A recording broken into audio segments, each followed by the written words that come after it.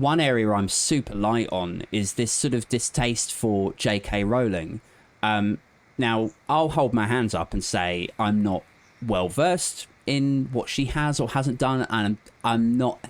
I've never read Harry Potter. I think I've tried to watch one of the movies once, and I fell asleep after a couple of beers, which is not a abnormal occurrence for me. But in terms of like my exposure to J.K. Rowling, I'm basically as blank a canvas as you can imagine. But you are, I think I mentioned earlier in our sort of pre-podcast chat, you're probably the third person I know who sits on the left of the political landscape who has who takes reasonably serious issue with her. So do you think you could, like, for people like me who don't understand how somebody could have a negative opinion of somebody who's sort of made something of themselves and who appears to give away lots of money to charity, and who stands up for sort of, on the face of it, progressive values, like what exactly is the issue there? Where does that stem from? Well, the problem I have with her, I have trans friends, and the way that Rowling has supported the anti-trans movement that's just gained so much steam in the UK has just completely changed fundamentally the way that I think about everything that she does.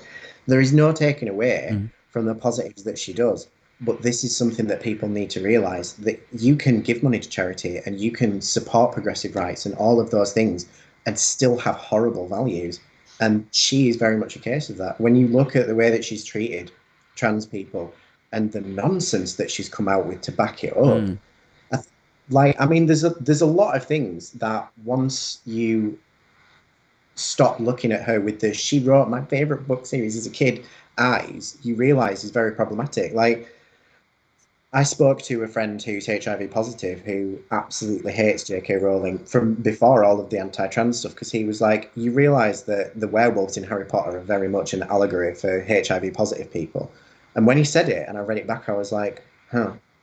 And I started getting more and more frustrated with her years before I realised she was anti-trans because, like, the book series finished, the movies were nearly done, and she was like, didn't I mention that Dumbledore was gay? And I was like, no, you didn't. Like, one of the big characters that could have been fantastic Yeah. representation is gay, and you didn't mention it. And then you start reading back, and you realize that this character that she's decided is gay sells out everything that he believes in to basically almost join the Nazi side of the wizarding world Right. because he is a guy. Like, you realize that these things get more and more offensive. Then when you look at other things that she's done, like her nom de plume is Robert Galbraith. Yeah.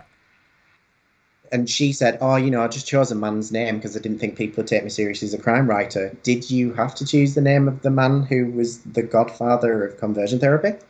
Is that the same name? Really? Yep. And like, this is the thing though, there's all these Yeah. things. My main issue with J.K. Rowling was and will always be the way that she has absolutely shit on the trans Mm. community because the biggest problem that I have is there are so many people in the anti-trans movement and J.K. Rowling herself who will tolerate trans people that toe the line. Mm. But the minute they go against the grain and say, that's not true, that's not who we are, we're not mentally ill, we're not pretending to be women, we are women, like, this is how we feel, we're not dangerous, we're nothing. All of a sudden, she'll instigate Twitter pylons, those people will get hounded for days, they'll get death threats and things like Mm. that. She gets a tweet that's offensive and awful, which is obviously a bad Mm. thing, and it's the end of the world. Oh, look at these awful threats I'm getting from the trans activists.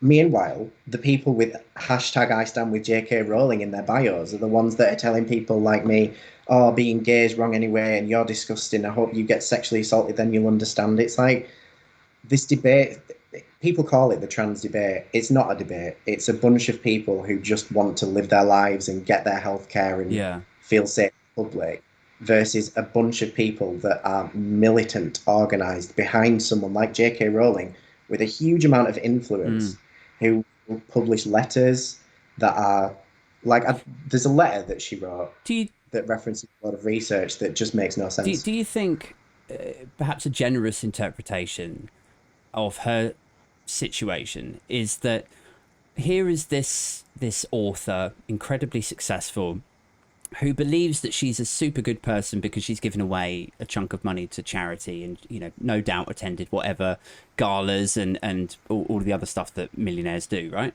And then she finds herself in a hot spot over clumsily naming her like nom de plume something. I mean, that sounds to me like, I mean, it's an horrendous coincidence. I'd be surprised if it was just a coincidence, but let's say, like, we're talking generous interpretations here. Like, let's say it is just a coincidence that she chose a dodgy name. And then she starts getting loads of hate. And then as a panic on the back foot, she says, oh, didn't I mention that this character was gay? And still in the hot seat, then there's people sort of going through the characters looking for examples of anti-gay or anti-trans.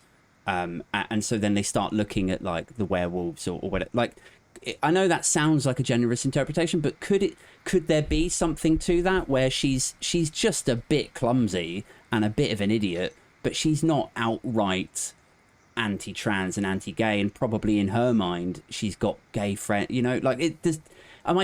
Am I making sense there? Like, is it possible that it's as innocent as she's just a bit ditzy with this stuff, or? With the depths that she's sunk to with the anti-trans rhetoric, she's like, there's no denying that. Like, funnily enough, I used to go out with someone who transitioned to be a woman who is now very close with JK because she believes all of the anti-trans stuff. She believes that she's a female impersonator and all this other stuff. Really? But that's the kind of useful trans person who gets a pass and gets tolerated. But then the other day, I saw a load of hashtag I stand with JK Rowling people saying, oh, I hate her. She's just a weirdo. I don't know why she's got to dress up like a woman. She is a man, blah, blah, blah. And I'm like, these are the people you've sold yourself out to. And she's doubled down so much on the anti-trans stuff, especially in the letter I was just mentioning. Like, she referenced all of this research that's done by these hard right groups. And I don't know if you saw my blog post yesterday. Literally, I copied and pasted this thing. She tore this woman a new one for signing a letter that she was part of, and this woman was like, I don't want anything to do with JK because of her anti-trans views. And someone else responded with, you are a hero, and she responded with, you're a comfort. And the woman that responded and said, you are a hero, is known for two different articles, one of which said, the trans row made me rethink my support for gay marriage, and the other one said, we need to start making friends with neo-Nazis.